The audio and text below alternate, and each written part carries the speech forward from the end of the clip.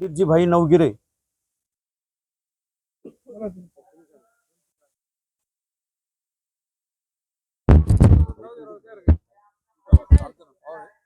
मित्र हो, आज या ठिकाणी भूमिहीन गायरान हक्क संघर्ष समितीच्या वतीने गेल्या 20-25 वर्षापासून गायरान धारकांचा गायरान बांधवांचा गायरान भगिनींचा हा लढा समितीच्या माध्यमातून आम्ही लढत आहोत।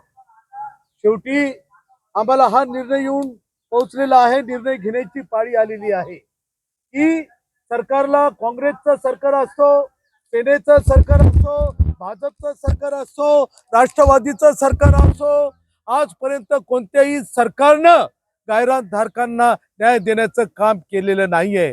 फक्त निवडणुकीचा चान्स घेऊन आम्ही गायरान धारकांना तुमच्या नावावर कोरे सातबारे बनू असं आश्वासन देऊन आपण सत्तेवर बसलेला आहात। पण त्या मंत्र्यांना आज बीजेपीच्या सरकारला सांगायचंय की आज भूमिहीन गायरान हक्क संघर्ष समिती आज अत्यंत टोकावर आणि अत्यंत टेन्शन मध्ये आलेली आहे।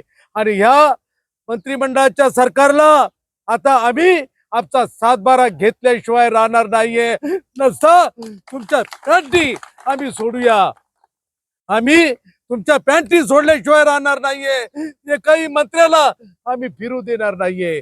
आणि म्हणून आज आमची निदर्शनं या ठिकाणी होत आहेत आणि आपण करणार आहोत आणि कमिशनरलाही आपण भेटत आहोत।